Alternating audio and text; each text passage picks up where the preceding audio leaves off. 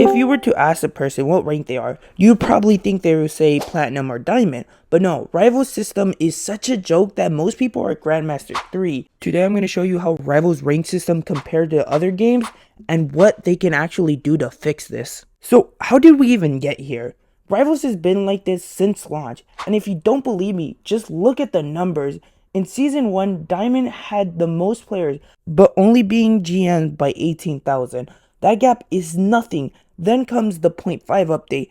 300,000 players were at GM by the end of that season. That was 13% of players. That should never be that high. For a rank that's supposed to be an elite rank, at this point, just call GM Diamond Plus. And that's where we're at 6 seasons later. Nothing has changed. We have the same problem. The only difference is there's less people playing, so the number won't be that high. But the percentage is still really high, and you can tell by just looking at the number. Why is Diamond 3, the entry into Diamond, 11%?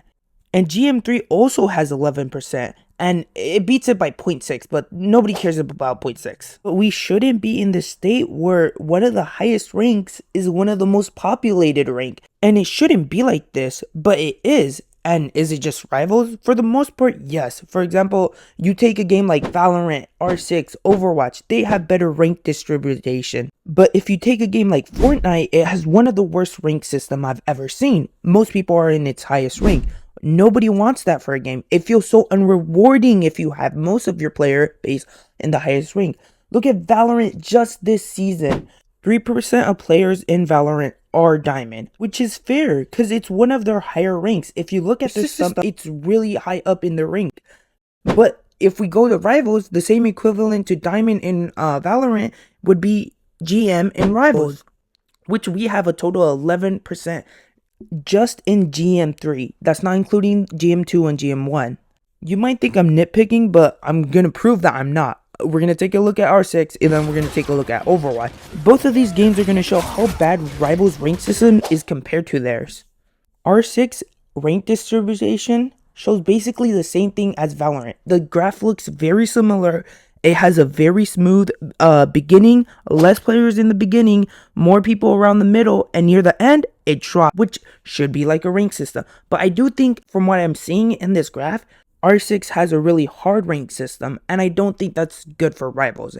From what I've seen from the community, I don't think they want a super harsh rank system, but I also think we should have a rank system that makes us earn our ranks. It's not fun to play a game that makes it where Grandmaster, a high rank, should be hit by most people. It's supposed to be a hard rank. It's not supposed to be an easy rank. It's not supposed to be where people just hit it and it's so common. Why is most of the players in Grandmaster? It makes no sense. You might be thinking I'm going way too harsh on Rivals, but if we just look at its competitor, Overwatch, in the same genre, does the same type of game, their rank system is way better. Look at these percentage. And just looking at these three, Platinum, Diamond, and Master, these are the equivalent to Platinum, of course, Diamond, and Grandmaster. But the difference is here, look at how much Platinum has. It has almost half the player base, 34% to be exact. And then Diamond has 14%, which is really good. And Master only has 3.2%. By the way, if you add all of the Grandmasters in Rivals, it's 25% of players that are Grandmaster on Rivals. That should not be a number that we should be seeing on one of the highest ranks. Never. Okay, I'm going to try to approach this more calm. But I'm going to talk about how there's 3 ways we can fix Rivals. 2 of them I personally agree with. The other one, I'm not so sure. But a lot of people talk about it, and I do want to bring it up. Maybe more people agree with that, and I'm just the 1% that's out of it. So the first one is the one that I'm not agreeing with, is Roll Q. Roll Q is in Overwatch, and I know people like it sometimes, but I don't think it's going to be good for Rivals.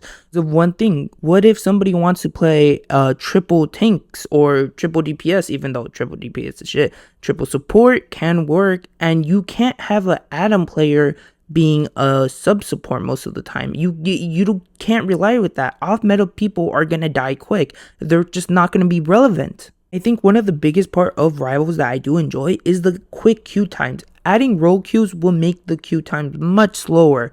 Also see the benefits. People not having to worry about their team running 4 DPS 2 supports and no tanks, yeah, I get that side. But I'd rather have the option to do that than being stuck with rogue queue. I think it would kill rank, even though rank is bad right now. Say it'd get worse with that. I generally don't think it'll improve it, but some people might disagree. People are like, rogue queue's better. Other way they can fix rivals is adjusting their system, adding no duplicate bans, adding maybe triple ban if they're not gonna add that. But I think the main part where a lot of people get mad at rivals is throwing. Well, as I say that, I'm looking at a tweet of rivals changing everything. They are banning throwers and timing them out more. They're getting suspended more. They're getting like, they can't just not play comp. They can't play the game. And this is a good step in the right direction. But I feel like the next step has to be hardware bans, because there are people that will continue to throw on ult account just for the fun of the game. So this is amazing by Rivals, but it could definitely get better. But I'm going to give them their flowers. You did good, Netties. Well, there's no point of showing the rest of my opinion for opinion 2. But I'm going to be showing opinion 3, which is Elo Changes. Elo Changes can change the game a lot. Depending on how much you lose per game, you shouldn't be able to rank up if you have a negative win percentage. I just don't believe that, especially in higher ranks. Okay, lower ranks, it might make sense. But once you get around diamond, I don't think that should be the case. Should adjust their system to make it where you lose more than you gain, unless you did good when you lost and bad when you win. If you do bad when you win, you still gain, but you just don't gain as much because you didn't perform. If you do great when you win, you gain more elo. If you did good when you lost, you lose less elo. If you did terrible when you lost, you lose more elo, or the average elo. Honestly, what do you guys think? You think they should change the system? You think it's perfect, or do you think I'm just... But what do you guys think? Do you think I'm just crazy saying stuff and none of this should be changed and I'm just delusional? Comment below.